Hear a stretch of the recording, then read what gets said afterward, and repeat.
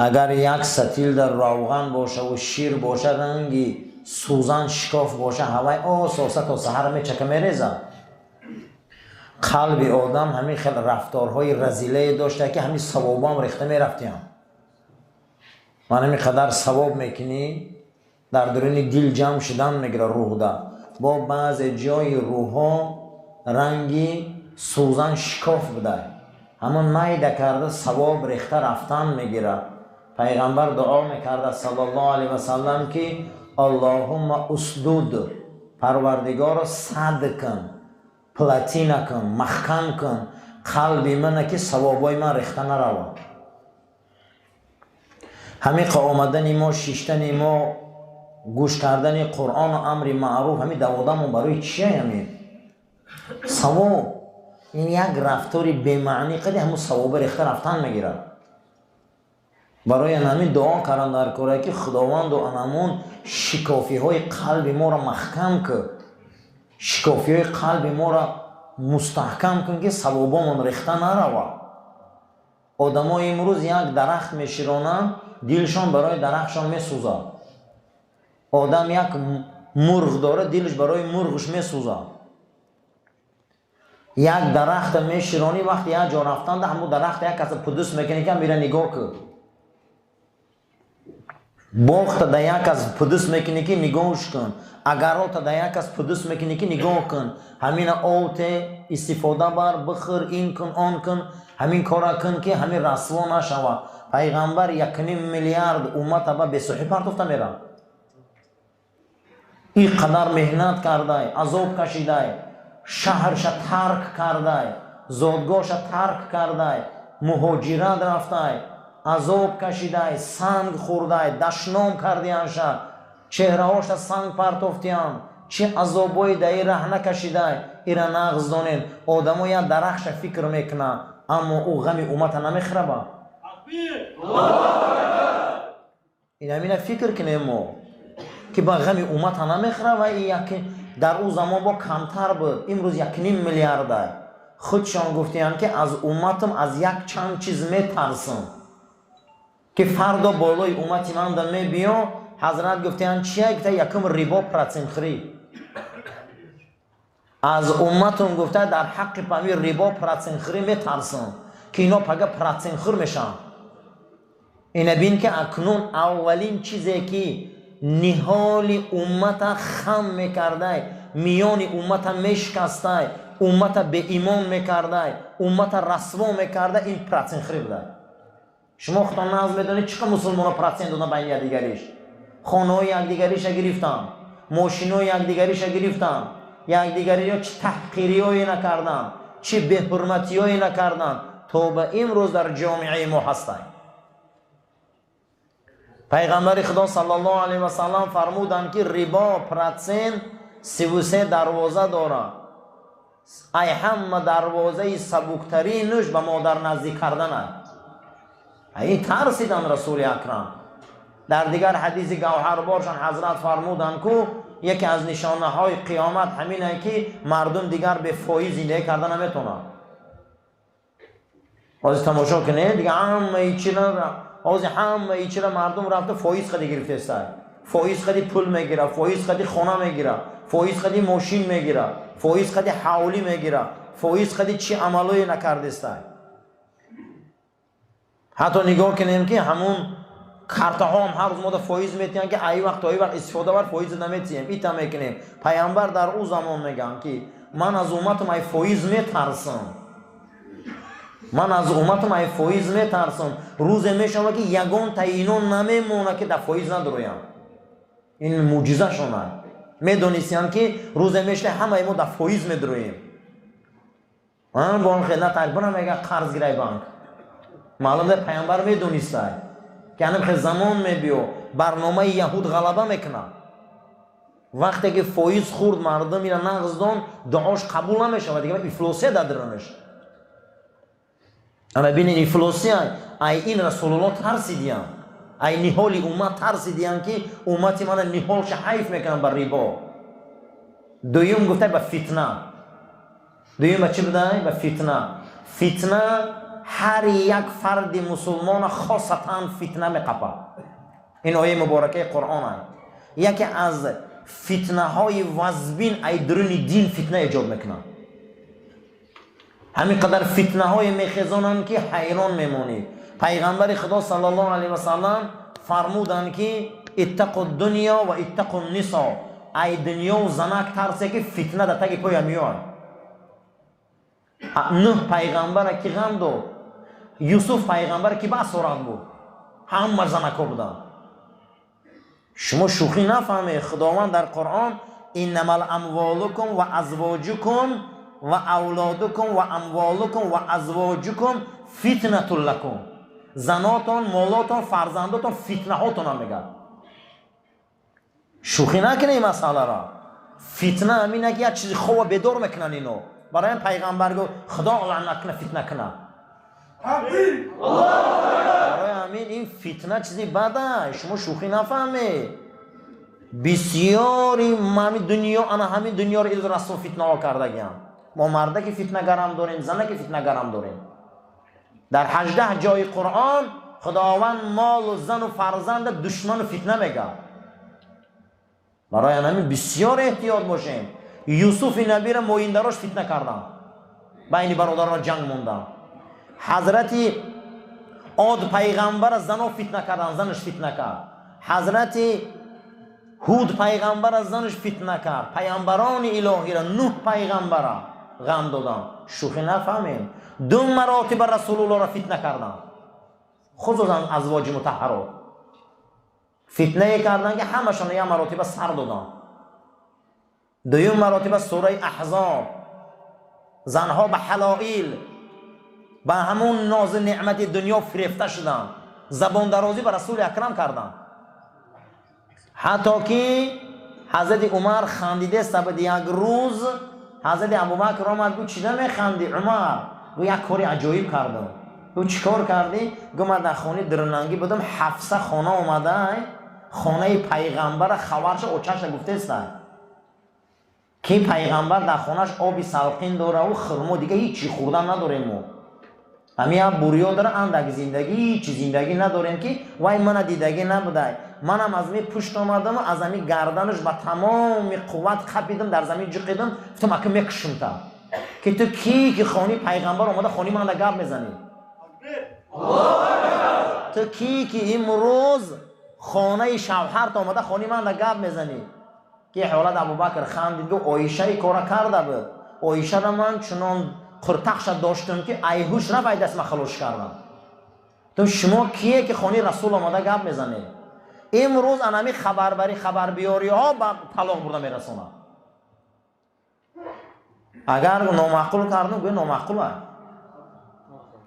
خشا به حال خسرایی که رنگ ابوبکر عمر باشن که دخترمی قبل قرتخش داشت میگه انا این وزبینیا رو آمدن بعد از این در حلائل چیه؟ تمام زیباگی در وقت دست درازی کردن. پیامبر این و آن گفت. بعد از اون قرآن گفت النبی اولی بالمؤمنین من انفسهم و ازواجهم امهاتهم. زنای مردم این پیغمبر برای شما ای جاناتون شیرین است و زنای پیغمبر برای شما مادر تا قیامت. اگر اینا دنیاداری و همه حلائل و همه چی در میرفت اینا مادر نمیشدن. اینا مادر ایروی چی شدن؟ ایروی انامین کار که او پدرها آمدن که جقیدن که بس کنه این کارا. پیامبر گفت من از امتم ای فتنه میترسم. چقدر امروز بین ما در فتنه، چقدر بین ما در دستیسه چی خواه بدار میکنن. برای رسول اکرم گفت خدا لعنت کنه فتنه کنه. پروردگار ما هم دعا میکنیم پروردگار زنی فتنگر قدیم مرد فتنگر لعنت کرد. برای به هیچ چیز میسازم، به هیچ چیز. امروز عبدالله ابن یکی از یهودیان بود، عبدالله ابن سلام نه دیگرش بود، از یهودیان آمد که پیامبر اکرم از دنیا گذشته، دانگی نو بین. عبدالله ابن سبع میبیا که امروز رسول اکرم مرد است و در حال فتنه را بیدار میکنه که پیغمبرا کجایده که مردن درست میگن که رسول الله مرد، بله بیا میگه که پیامبر از زمین بیت المقدس بریم پره باباش ابراهیم دا گور کنه. دانوگی یهودا بین تاریخ نگاه میکنن. اگر جسد مبارک رسول اکرم قدس میبردن فکر کن که امروز ما غلام او بودیم. که ابوبکر صدیق میخزن میگه پیغمبرا در که جایی که قبض ارواح شون همونجا گور میشن. این نامعقول کارت برای اینجا. برای همین فتنه را بیدار میکنن. چقدر امروز از عالم اسلام فتنه بیدار کردن، چقدر فتنه ها خزاندن، دسیسه ها کردن. برای همین پیغمبر گفته ای امت میترسن که پگه یاد فتنه بیدار میکنن، چیزای خواب بیدار میکنن. حتی عربا همون قاروره را اگر دیدگی باشه اما آدمای زرگر را پرسه نغز میدونن. من دکانچه دارم در همون تیلا را میندازن در بسیار در گرادوس بلند میپزانن، هم تیلا آو میشود و بالای همون تیلا در کفک پیدا میشود. کفک به همون چوب میگیرن یعنی ما میکنن تیلای نو تازه میکنن در آب میریزن میگیرن. نامی همون کفک فتنه های. تا فتنه ما نبیایه با مسلمان معلوم نمیشه. و همین فتنه نبیایه مسلمان معلوم نمیشه. این همینجا فتنه میخواد که منافق ما میشناسیم. پیغمبر خدا گفته منافق چه میشناسه؟ گفته منافق سیری درونه داره. یک فیلته زبان نو که زبانش قدی چهرهش قدی حرکتش قدی خش بوی میتیا. اینجا میفهمیم شبا. این همینجا با منافق میفهمی. برای همین عزیزا برادر با فتنه هم نباشه آدمو معلوم نمیشوند. همین فتنه ای که همون میجوشی با تیلا جدا میشه و اون کف جدا میشه و از اون تیلا زنجیر و گردنبند و تاج میکنن، او کف که میگیرن در یک مسرکه میپرتوین. برای همین انا همین رمضان هم فکر کرده ایسا فتنه خوبه، شکم چرانی میمونه، نفس چرانی میمونه، لجام میکنیخته، ایران نگو اوران نگو، ای با ناسکشا رو بینی که حدیثه هم انا فتنه میشم. همین رنگ سگ جیندیان اینو با همه دا میچسبن. قسم خدا میگم این شوخی نیست. به نام خدا اینا هر روز تو بگره وای بر حال همون زناشون چی روز دارن در حولی قد همون نبیره و پبیرشون باور کنید. انا همینجا فتنه همین اخی همین رمضان نبیایه که ما بدی همی رو نمیدونیم و انا همینجا بد بودنش معلوم میشه. این هم یک رمضان خودش. من تماشا کن دین همون شب مبارک شب قدر پیغمبر میگه بس 18 من خرسان کنی، پیغمبر میگه نماز نافل عمیق نماز زیارتی ای 8 رکعت هم میگریزه میره. این هم معلوم میشه نیمش. و سجده ضرر داره، رکوع ضرر داره، همین سبحان ربی الاعلی ضرر داره، همین نماز زیارتی خوندنش هم بدعت باشه میگم. نه فهمیدم من نماز اگر 1000 رکعت قسم به خدا بدعت نیست. نماز هیچ محل بدعت نمیشه والله. میتونی 1000 رکعت خونده یا شب، میتونی 8 رکعت نه 1000 رکعت خون، یگان عبادت بدعت نداره. یا آدم میتونه که 10 قربانی کنه دورنده و بدعت میشه بابا، آیاتش سقط میشه. یا آدم میتونه که هر سال حج روه، حج فرضی بدعت میشه بابا. این چیه دایست؟ عبادت بدعت نداره. یا آدم طهارت داره میخواد به خدا نزدیک شه با طهارت میکنه، همین دو بار همین بدعت میشه بابا. این چیه رو فکر کنیم؟ همین 8 رکعت 10 رکعت 20 رکعت 50 رکعت قیام اللیل 100 رکعت چه میکنه اخی؟ همین ضرر داره نماز. الا بذکر الله تطمئن القلوب، با یاد خدا دل آرام میگیره. همین نماز یاد خدا هست یا نه؟ پیامبر ترسیده نه فتنه. این نه فتنه‌گری یا فتنه اندازی هم بیدار میکنه میکاره. این یگان گر به فایده اسلام نیست. برای همین عزیزان این فتنه احتیاط شوید. فتنه دامن هر آدم میقپه. عبدالرحمن ابن عوف رسول اکرم فرمودن یک روز میرسه عبدالرحمن پسر عوف، یا روز میرسه که شیشتگی ها ای خستگی ها فایده کلام میگیرن، یا روز فرا میرسه که شیشتگی ها ای خستگی ها خوبن، خستگی ها ای سواره ها خوبن. تا چی روز این؟ گوه این روز بسیار بالای عالم اسلام در فتنه میبیا. تو شیشتگی باشی همون روز خوبه که خستگی نباشی، خستگی باشی خوبه که در بالای اسفار شدگی نباشی. بسیار فتنه کلام میبیا. گو چیکار کنم؟ گو که در گریز بالای درخت برو که تر ای پات نقپم. معلوم ده هر یک آدم دامنش فتنه میقبیده. ما امت رسول اکرمیم، ما امت آخر زمانیم، پیغمبری ما پیغمبری آخر زمان های. بعد ما امت نیست دیگه، بعد ما پیغمبر نیست دیگه، تمام بلا و آفت در بین سر ما. این قسم به خدا گفته زن شما شوخی نکنه، تمام آفت در سر ما، تهمت هم در سر ما، دسیسه هم در سر ما، بلا هم در سر ما، برای دیگر راه نیست. ما آخر زمانیم. پیامبر از خانه‌شان بیرون برآمدن، حدیث طبرانی است. پیامبر پرسیدن که بین شما و قیامت چند قم موندگی حضرت؟ که میگه افتاد در لبی تیغ در اومده است بود. گوی نمی قم موندگی. ما قیامت در نزدیکیم، قسم به خدا.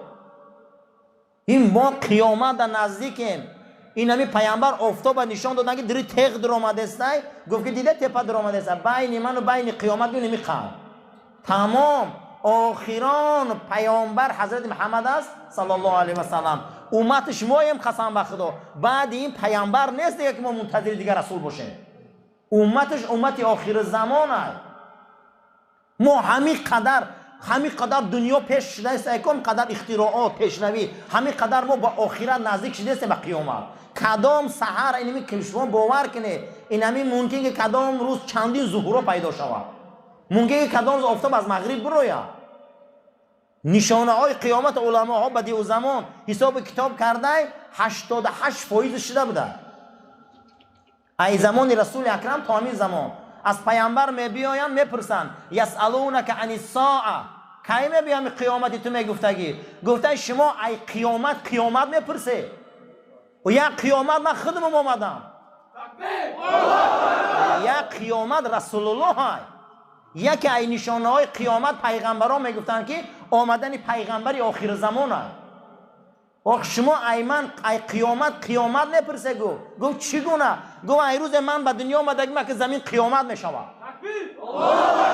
میای برادرو، این بزم بینو، این دعوت بینو، این عشق بینو، کجای ده امتی نبین. زمین قدس بین که 4-5 روز قیامت بود، 2 روز آخر تراویح خونده استیم بود. همون جانورای وحشی پروندن، جقیدن، تنکه های مارکاوا، که نام ابلیس اتش مارکاوا است. نام ابلیس به زبان یهودی مارکاوا می شود. مارکاوا تنکه های مارکاوای 80 تانه قدی کودکای مسلمان به بالاش گذاشتن، با مسلمان ها ظفر یافتن، آمدن بدر آمدن. همین دلیل برادران، هزارها کودک قربانی کردن در رمضان. لیکن با امروز 2 روز با ندای ملکوتی آسمانی قرآن از اونجا با صدا بلند کرد. همینه روزی که رسول الله آمد این زمین قیامت شد. تا قیامت گوش شما ای قیامت میپرسه. ما امت قیامتیم. ممکن که در بین 100 ساله قیامت نزدیک شود. ما ایره گفتن نمیتونیم. هر روز یه نشانه میشود. کدام روز میخیزیم که آفتاب ای مغرب برآمده دری توبه بسته والله. ولی هم بیایم توبه کنیم. رسول الله گفت امتی من عمرش 50 سال میشود. ای 50 به 55 میگذره. کمترین اینا 55 بالا روند دیگه گفت با 50 نرسیده گفت قبضه خاک میرن. چی مونده دیگه؟ چی مونده؟ هر روز من دیروز در نماز ما در پایان تراویح بودم، یه بچه گیره کرده آمد که 3 بچه مسلمان خودمون، من یک 30 ساله تا 35 ساله تا که 14 مونده مردیم. یک بار 3 جنازه درخشان دعا کنه گفت عزیز برو وردیمشون ای چا. ما نمیدونیم برادرها که فقط از سری من چی گپ میشود. پیامبر ترسیدن ای فتنه ها. پیامبر ترسیدن. ما همین قدر پیش میریم، همین قدر به قیامت نزدیک میشه. قسم به خدا قیامت ما نزدیک است. ما گمان نکنیم که قیامت با 1 میلیون سال دیگه موندگی است. ممکن که فردا، ممکن 50 ساله آخر ده، ممکن 100 ساله آخر ده، همون دابت الارض، همون جانداره که ای کوه میبره مردم نصیحت میکنه. ممکن که نمایان شدن دجال، تمام پروتکل دجال امروز دنیا خوندش نیست. میشم این شوخی نفهمه. تعداد زیاد شدن زن، مردن مرد زیاد، به دنیا آمدن این قدر فتنه ها، مردها لباس زن میپوشن، زنها لباس مرد میپوشن. امروز حیا گم میشود. همون قدر پیامبر گفت 88% نشانه قیامت شدگی است. اینم قیدیگش مونده. ما انامین ای 6 تنمون، این بزممون، این کارو همینه که ما قیامت رو نابود کنیم، رسوخیز رو نابود کنیم.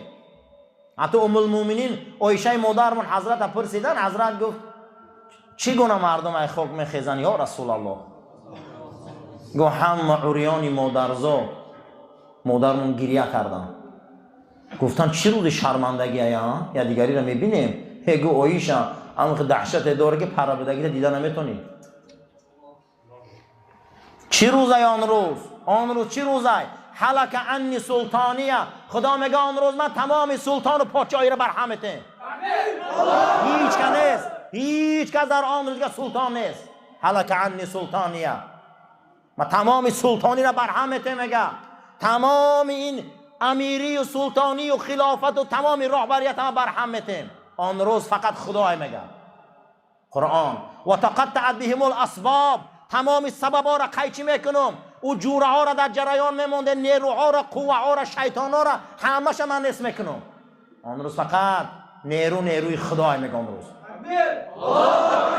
و تقطعت بهم الاسباب الاخلاء بعضهم لبعض عدو. آن روز دوستایی چایخور و نانخور و نمکخور میبینه دست به گریبان یکدیگر گرفتیان که بدبخت تو مرا جهنمی کردی، انا جنگ میبینی با تو مرا زنا بردی، تو مرا این کردی، تو منو اون کردی. این فیلم ها را رسول الله شب معراج همش تماشا کرد. پیغمبری ما را بزرگی شب این که شب معراج فیلم قیامت تماشا میکنه رسول الله. این پیغمبری آخره که را پیش خدا آمد ایمان داریم. رسول الله رفت، رسول الله رفت. باید ما ایمان داشته باشیم. ما قیامت داریم. همین قیامت حقه یا نه؟ دعا کنه خدا آخرت آباد کنه، همین دنیا رو آباد نکنه برای ما. همین دنیا فقیر هم میگذره، کمبغل هم میگذره، ناداری خطی هم میگذره، داراییش خطی هم میگذره، ثروتش خطی هم میگذره. وقتی که هارون الرشید ابرها را نگاه میکرده میگفته ای ابرها در اندلس میباره یا در چین، در آسیا میباره یا در عراق، حاصل شما را من میخورم. حاکمی دور هارون الرشید است. آن همین خجالت رهبر بوده است. وقتی که اکنون لحظه های آخر حیاتش میبیاو، اکنون عزراییل میدروید، میگه گور ما در پیش چشمم کنه بینم. هارون الرشید این خلیفه شوخی نیست. اولین انسانی که حدیث اجازه داده که نوشتن شد. گورش میکنن لحد میبینم که تماشا میکنم. میگه سپاهی منو فیراد کنی اکنون تای قصرم بیایم. پیش سپاه در عراق، میگه و عقیف سپاه در اسپانیا اندلس. میگه هارون الرشید سپاه تا دیدی، قدرت تا دیدی، ابرو تا زوری میکردی، اما امروز لحد تا دیدی ترسیده استی.